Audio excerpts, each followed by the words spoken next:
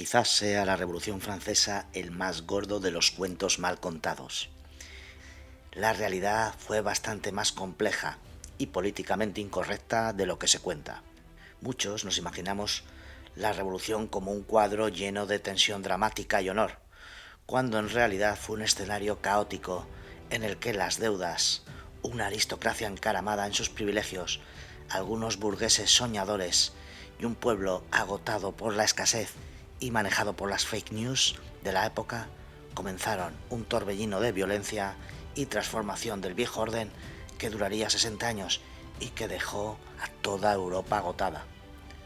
El pequeño estado absolutista empezó a crecer desde entonces como una burbuja que estallaría muchas otras veces en la historia en forma de pseudodemocracias y dictaduras. No se trataba de que las ideas de los ilustrados y del documento escrito constitucional fueran malas, sino que como tenía mucho de ensoñación legal, para alcanzar aquel planeta hubo que romper muchos huevos. La revolución no fue solo una lucha de buenos contra malos, sino un espejo roto donde todos se reflejaron y nadie salió del todo bien parado. La realidad de la revolución es que fue un caos absoluto. Un festival de violencia, hambre, traiciones, decapitaciones a destajo y auténticos genocidios. Y sobre todo muchos motines. Hoy, en Historias sin Cuentos, desmontaremos muchos mitos. En Historias sin Cuentos te vamos a narrar algunas de esas historietas emocionantes que nos han llenado la cabeza, siempre con un punto de vista crítico, desmitificador y con algo de presentismo, porque nos hemos permitido el lujo de comparar suavemente algunas de esas situaciones que se dicen históricas con las de nuestro día a día. Vamos a empezar por los orígenes de la revolución y una de las causas que siempre se dice como principal. Yo os la voy a contar y luego vosotros podréis sacar vuestras propias conclusiones. Un mito es pensar que Luis XVI era un opresor del pueblo, un asesino y un inculto. Nada de eso es verdad. Desde joven, Luis demostró ser un hombre ilustrado, con amplias lecturas que le permitían saber de sobra cómo caían los reinos y los imperios. Era, dentro de la tradición real, un reformista muy preocupado por las penalidades del pueblo, a pesar de los fakes que le llevaron a perder la cabeza. Dominaba varios idiomas. Nada más comenzar a reinar, buscó ministros que pudieran cuadrar las cuentas y que desahogaran a la mayoría frente a la resistencia de los grupos privilegiados. En una carta, Luis XVI escribe a su ministro Turgot: confío en vuestro celo y vuestra inteligencia para aliviar a nuestro pueblo. Es hora de acabar con los abusos que oprimen a los más humildes. Os respaldaré contra quienes se opongan al bien común. El problema fue que no respaldó lo suficiente, que no fue lo suficientemente disruptivo para conseguir cambiar esa realidad que se había ido asentando durante siglos y no pudo reformarla con suficiente eficacia, con lo cual todo se salió de madre. Esa idea de que le podían aislar de sus primos, de sus parientes, no le importaba, él lo intentaba. Lo que pasa que las cosas eran complejas. Esos linajes, esos grupos de poder eran muy fuertes. Y el poder que tenía el rey era menor que el de Donald Trump. Quizás si el rey hubiera sido más fuerte y más intenso en sus reformas, hubiera terminado como este abuelito leyendo libros que veis arriba, rodeado de sus nietos, y Francia se hubiera ahorrado, con su reformismo, casi 150 años de guerras y conflictos de gran nivel. ¿Estaba Francia arruinada? Para entender por qué la gente se cabreó tanto y montó la que montó, hay que hablar siempre en principio del bill metal, de la pasta, del egoísmo del que la posee y no quiere soltarla, que conocemos como el amarrategui, y del sufrimiento del que se la quitan para organizar una fiesta a la que no le han invitado, los famosos Paganinis. Para que os hagáis una idea, en aquellos tiempos el Estado francés era muy pequeño y manejaba solo en torno al 15% de la riqueza estimada nacional. Para que os hagáis una idea, actualmente el Estado francés maneja en torno al 60% del Producto Interior Bruto de Francia. Por lo tanto, en aquella época los estados eran pequeños, pero sus gastos eran grandes para ese estado tan pequeño. Una serie de gastos que eran fundamentalmente para diversión y prestigio. Los más conocidos para la opinión general fueron los gastos de la corte. Ya sabéis, lo habéis visto en muchas películas, fiestas, bailes, borracheras. El Palacio de Versalles, que había sido construido por Luis XIV con la intención de tener a los nobles cerca de él y controlados y alejarse al mismo tiempo de París, el gasto de toda esta fiesta, para que os hagáis una idea, alcanzaba más o menos el 15% de aquel pequeño presupuesto estatal. Eso era mucho. Aunque sabéis perfectamente que todas estas cosas tienen también el otro lado, economía. Todas esas fiestas generaban economía. Se hacían trajes, se hacían pelucas, se destilaban licores, había muchísima gente trabajando de servicio, es decir, había un gran despilfarro. Y ese despilfarro real generaba también mucha envidia. La envidia muchas veces es la fase posterior de la frustración. Al principio la gente sabe que hay esas fiestas y lo comenta, uy, qué bien, qué bien, qué bien, pero cuando ve que no tiene posibilidades de participar en esa fiesta, se empieza a cabrear de verdad. El duque de Orleans, para que os hagáis un poco la idea, que era el primo del rey, se gastó 4 millones de libras en convertir su palacio en un casino y declaró: el lujo es necesario. Sin él, el pueblo no tendría trabajo. Fue un miembro liberal de la familia real y se alineó con los revolucionarios. Como veremos más adelante, cambió su nombre a Felipe Igualdad para mostrar su apoyo a la revolución. Bueno, como os estamos contando, Luis XIV había convertido Versalles en un escenario de opulencia sin límites y sus sucesores habían continuado con ese tipo de fiestas. Podéis imaginaros, había fuentes donde no se derramaba agua, sino que salía de ellas vino. Muchas de esas cosas realmente no sabemos si son fakes, pero a la gente la tenían alucinada. Todo esto os parece muy bonito, pero es un mal ejemplo realmente gastarse un 15% del presupuesto en cosas tan locas. En los comentarios me lo podéis decir. En los estados modernos, el principal gasto en aquella época era el ejército y la flota, porque la guerra en aquella época era un juego más o menos frecuente. Como se jugaba al ajedrez o los naipes, se conquistaba una plaza en Flandes, que luego la perdías y que la tenías que recuperar.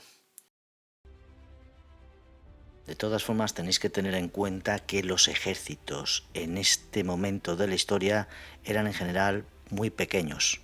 Sí, el gasto en la armada era enorme, pero hasta que el Estado realmente empezó a tener grandes recursos y pudo empezar a hacer levas en masa, que se produjo en la Revolución Francesa, los ejércitos eran relativamente limitados. Y era un poco una partida de película de Kubrick. Vamos a ver, para que os hagáis una idea, este gasto absorbía entre el 30 y el 50% de los ingresos del presupuesto en tiempos de paz. O sea que por un lado tenemos 15% en fiestas, del 30 al 50% se gastaba en tiempos de paz en la armada, por ejemplo en el conflicto de la Guerra de los 7 Años en 1756-1763, que fue un periodo en el que se enfrentaron las coronas de Francia e Inglaterra y se disputó sobre todo en la zona del actual Canadá, las cifras de endeudamiento de Francia alcanzaron hasta el 70 o el 90%.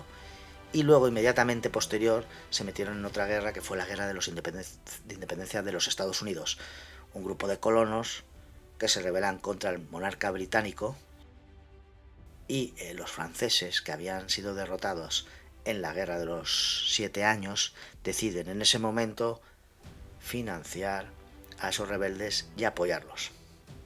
En ese momento justo había empezado a reinar Luis XVI, el rey que perdería la testa.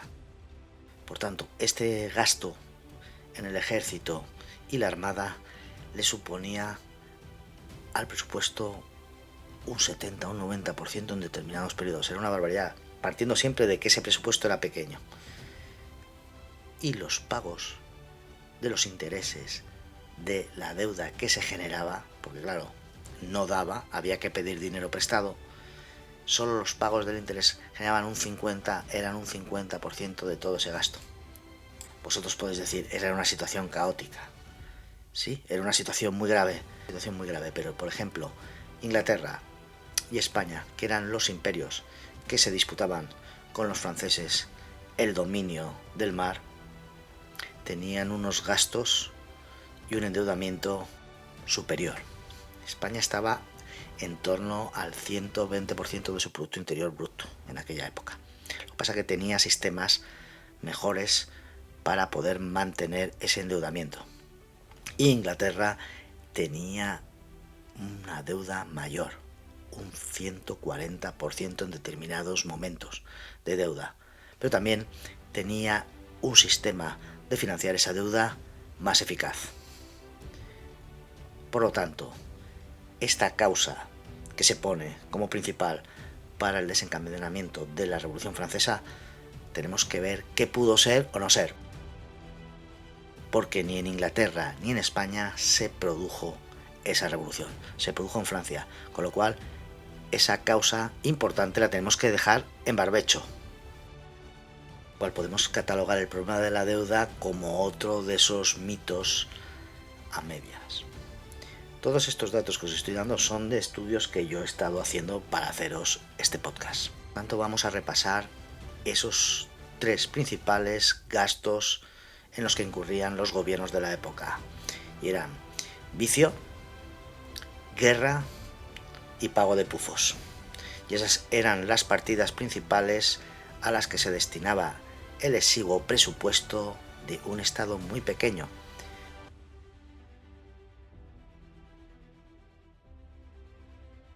¿Por qué era un estado tan pequeño y manejaba tan poca riqueza cuando Francia era mucho más rico?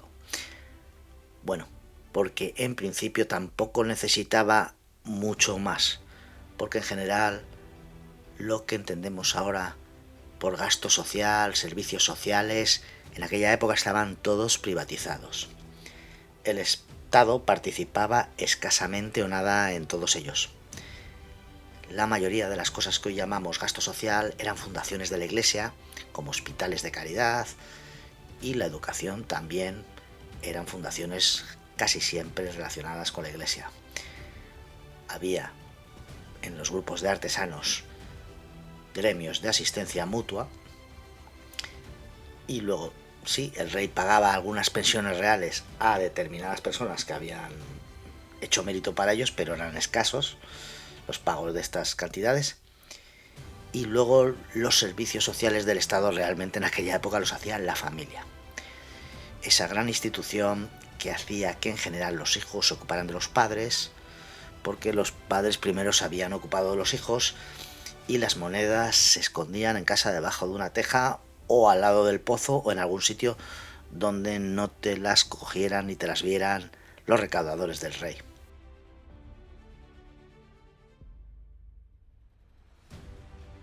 Para que nos entendamos, el mínimo estado francés era tan pequeño por entonces en comparación con el actual que con la sierra de Milei o de Elon Musk la hubieran rabaneado, tal como están trabajando, lo hubieran rabaneado en un plis-plas, hubieran quedado limpios en un momento porque era muy pequeño.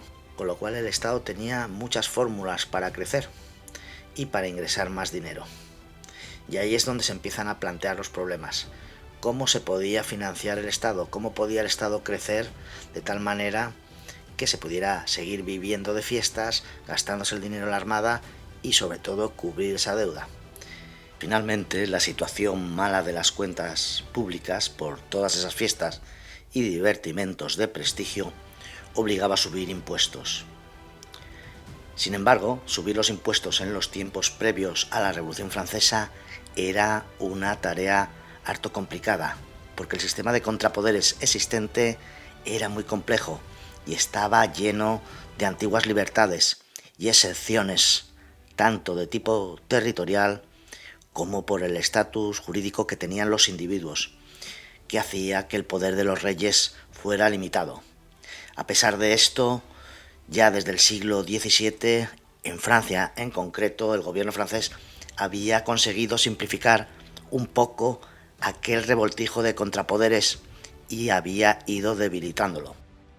Fijaros lo difícil que era subir los impuestos, que la revolución, lo que se conoce como la Revolución Americana, la guerra de independencia de los Estados Unidos, se comenzó a gestar por el intento de la corona británica de cobrar una serie de tributos a los colonos.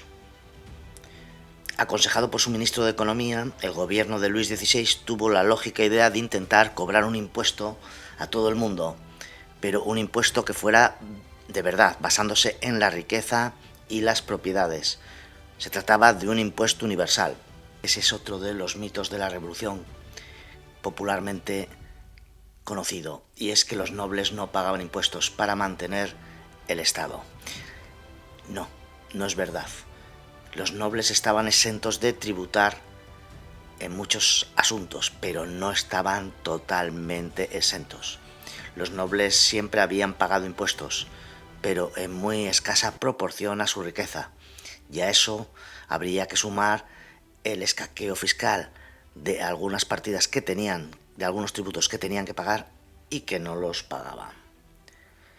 Estaba, por ejemplo, el victimi, un impuesto del 5% sobre la renta, que en teoría era un impuesto que tenían que pagar todos los franceses. También la capitación, un impuesto personal que si no tenías un enchufe adecuado, sí tenías que pagar. Por ejemplo, para que nos hagamos una idea, un duque pagaba 2.000 libras y un campesino 1 libra. Y no tenemos que olvidar también que mucha de la tributación de los nobles se hacía a través de donativos voluntarios, pero ese concepto de voluntariedad era muy importante para mantener esos privilegios. Pero bueno, si nos ponemos a hacer cuentas de verdad, según los cálculos que he podido hacer, la nobleza contribuía de forma muy miserable, con alrededor solo de un 5% de los ingresos fiscales a aquel estado mínimo, teniendo en cuenta que hemos calculado que podía estar poseyendo el 35% de la riqueza conocida en Francia. Mientras que por otro lado el tercer estado, es decir, los agricultores, los menestrales, los obreros, los burgueses de todos los estatus, pagaban el resto de la fiesta, lo que les podía llegar a suponer personalmente a cada uno de ellos en torno al 45% y en algunos casos el 60% de sus ingresos conocidos. Os digo esto de conocidos porque creo que es muy importante, porque realmente la fiscalidad funcionaba mucho peor que ahora. Era mucho más fácil escaquearse.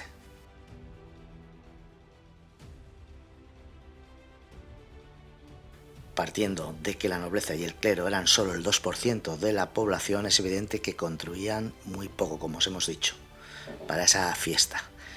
Hoy en día en Francia, con los cálculos que he podido ir haciendo, el 2% de la población más rica contribuye con un 15%.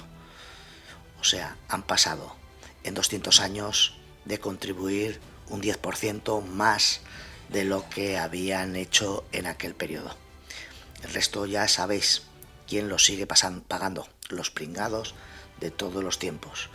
Lo primero que hay que entender es cómo funcionaban los pringados en economías de base agraria. Son economías para un porcentaje elevado de la población de subsistencia. La peña, los agricultores, vivían de lo que cultivaban y de sus vacas y cerdos, y el Estado intentaba que entre los diezmos y otra serie de tributos tuvieran que ir tributando al final con impuestos directos e indirectos en torno a un 50% o un 60% de sus excedentes. Esto es importante, de sus excedentes.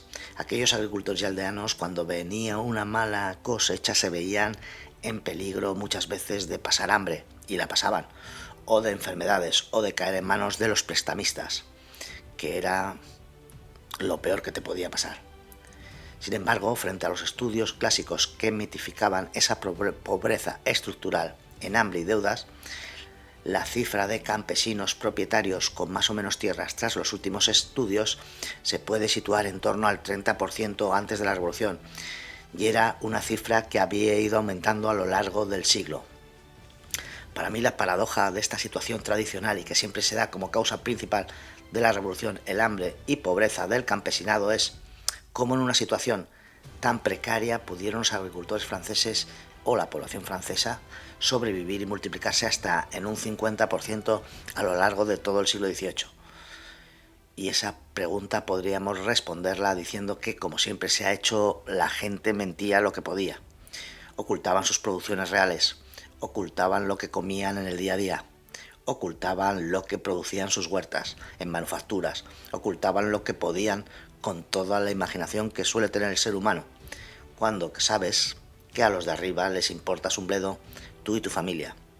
Mentían normalmente para sobrevivir y muchos que eran propietarios de sus tierras empezaban a vivir mejor. También ese aumento de población explica que se incrementaron las tierras cultivables en Francia a lo largo de todo el siglo XVIII. No obstante, sí es cierto que había una masa importante de la población que, ante cualquier crisis, se veía en situaciones realmente delicadas, como ocurre ahora cuando hay grandes crisis. Por tanto, aquí queremos romper otro de los mitos. La relación entre la propiedad de los agricultores y el apoyo a la revolución es más compleja de lo que parece y hay que matizarla. Todos estos estudios recientes muestran que los campesinos propietarios no fueron un bloque homogéneo y su apoyo a la revolución dependió de factores como la región en la que estaban, el tipo de propiedad. Lo que sí parece claro es que el grupo de los privilegiados de entonces, aunque pagaban una cantidad escasa de sus riquezas, estaban dispuestos a defender su situación de privilegio con uñas y dientes, y hasta con sus propias cabezas. Por fin, en 1787, el ministro de Finanzas francés, Jacques-Alexandre de Calonne, intentó aprobar un impuesto territorial universal, como parte de un paquete de reformas fiscales destinadas a resolver la crisis financiera de la monarquía. Este impuesto, conocido como la subvención territorial, buscaba gravar todas las propiedades agrícolas sin excepción, incluidos los bienes de la nobleza y el clero, que tradicionalmente estaban exentos de impuestos indirectos.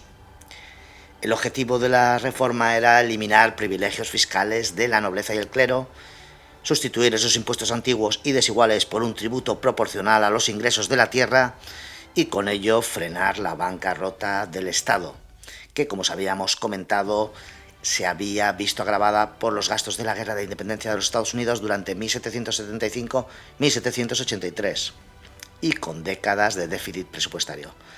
Se encontró con la resistencia del Parlamento de París a esas reformas.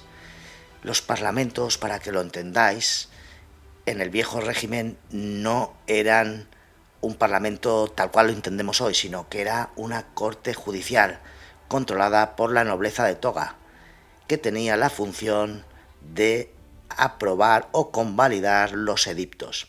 Y el Parlamento de París se negó a registrar el edicto real que establecía ese impuesto, alegando que solo los Estados Generales, una asamblea tradicional que llevaba sin convocarse la intemerata de años, es decir, desde 1613-14 del siglo pasado, tenían la capacidad para aprobar ese tipo de reformas tributarias.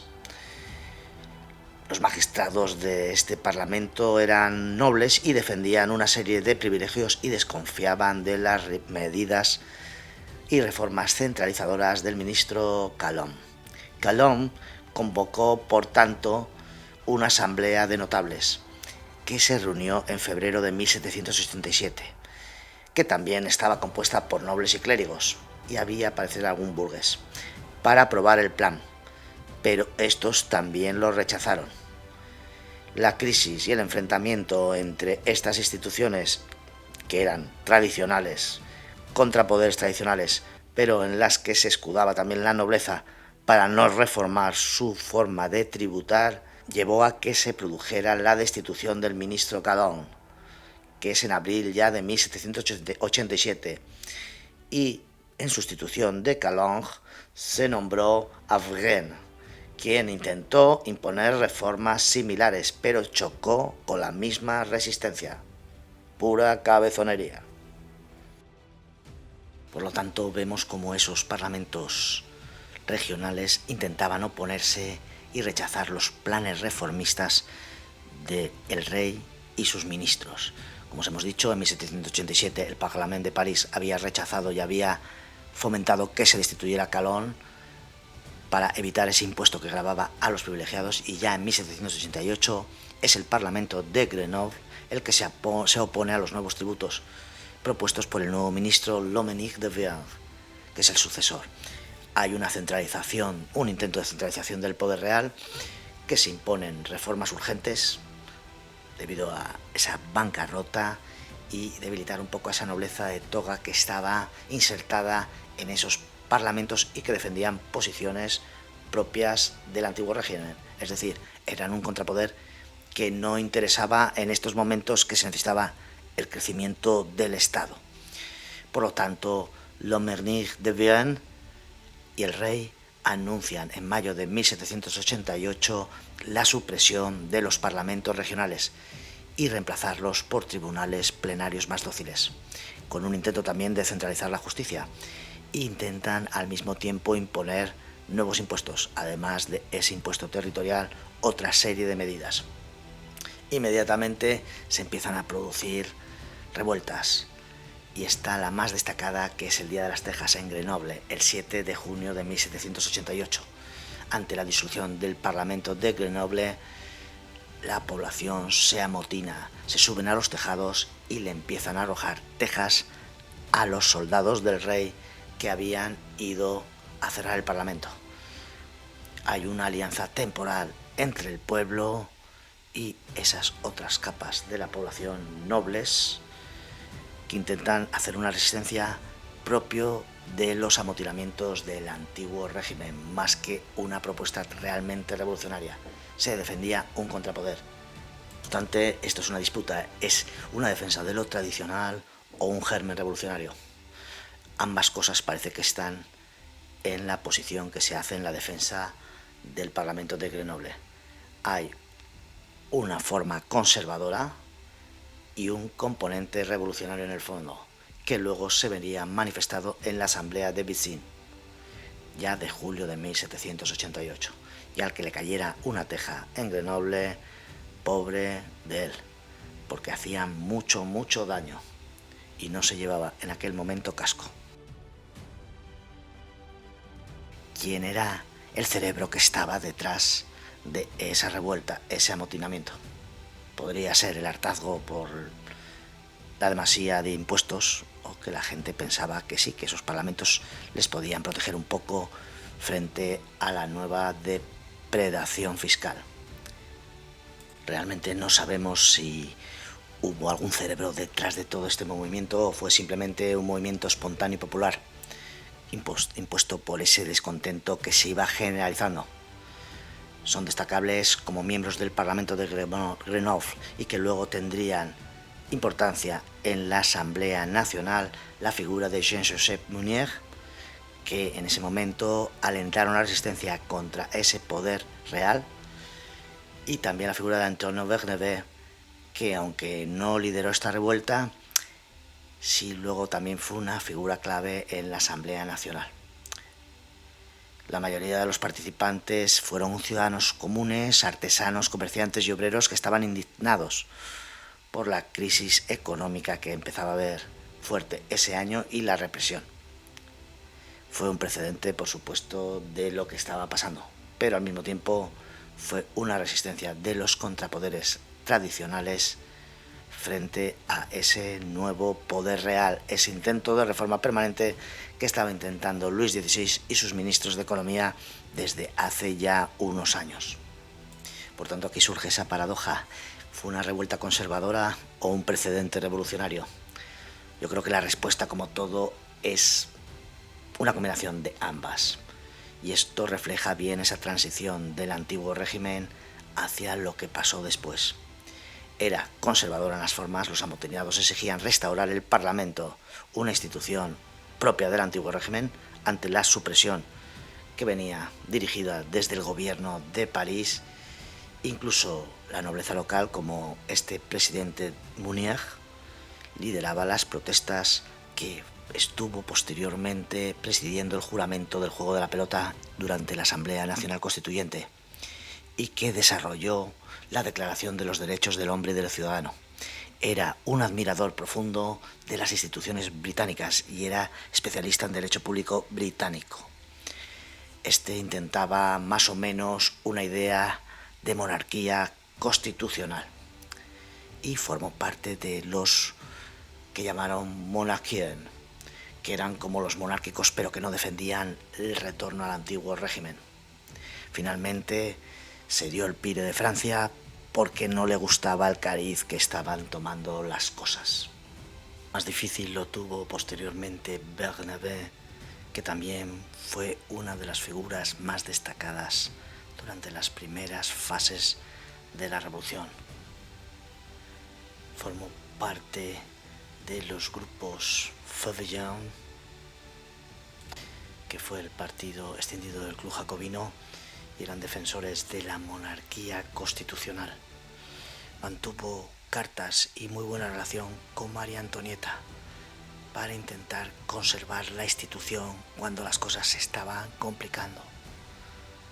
Al final, esas cartas le llevaron a la cárcel y a ser guillotinado en tiempos del terror. No tuvo tanta suerte como su compañero del Parlamento de Grenoble. Por otro lado, la participación del pueblo en la jornada y en el amotinamiento de las tejas, la mayoría de los participantes fueron ciudadanos comunes, artesanos, comerciantes y obreros, indignados por la crisis económica y la represión que se estaba empezando a generalizar. Y por otro lado, me imagino que a través de Face diciéndoles, este tipo de tributos os van a ser poco beneficiosos para vosotros. Este tributo a las tierras realmente era un tributo que intentaba acercarse mínimamente a lo que se manejaba como riqueza nacional y que realmente no estaba explotada. Dentro del mundo libertario piensan que estas actuaciones de estos ministros de Economía eran francamente negativas, porque creían que lo que había que haber intentado es que toda la población estuviera exenta de impuestos, que fueran los privilegiados, todos exentos de impuestos, no solo unos pocos, sino todos. Es una teoría política que luego, probablemente más adelante, haremos diferentes podcasts con las distintas teorías políticas que analizan la revolución y cómo la interpretan. Será seguro muy interesante. Pero bueno, hay que tener siempre en cuenta que este antecedente de la revolución, en el fondo, es una defensa de contrapoderes de instituciones tradicionales frente a las reformas del poder real, que podían ser lógicamente positivas según la interpretación que tenga cada uno de lo que son los impuestos. Bueno, chicos, espero que con los antecedentes que os hemos expuesto en Historias sin Cuentos os haya quedado claro que las cosas que ocurrieron podrían no haber ocurrido. No había un tirano, sino un reformista desde arriba, con un carácter débil, menos impetuoso que el de Donald Trump para poder llevar a cabo sus reformas. También había problemas económicos, como había habido muchas veces antes en la historia de los estados modernos, bancarrotas reales y crisis alimentarias. Sí, también había una serie de nuevas ideas, luces, remodeladas del pensamiento pasado que alumbraban a unos pequeños círculos y que, como toda idea, del dicho al hecho hay un trecho. Pero sí había algo que conseguiría la revolución y que, como veremos, no es un mito, que todos los seres deberían tributar al Estado sin exención, por sus propiedades y bienes. Y este es un hecho netamente revolucionario, porque las excepciones de los poderosos habían estado naturalizados por las sociedades a lo largo de siglos. Solo en la Florencia y en Siena, en el siglo XIV, se habrían creado catastos que hacía que todos los ciudadanos contribuyeran según su riqueza neta. Y también en algunas ciudades holandesas en el siglo XVII se intentó poner en práctica, pero realmente fue algo que solo se puso a funcionar en este periodo, segunda mitad del siglo XVIII, en concreto con la Revolución Francesa, aunque tenía esos antecedentes de la Revolución Americana.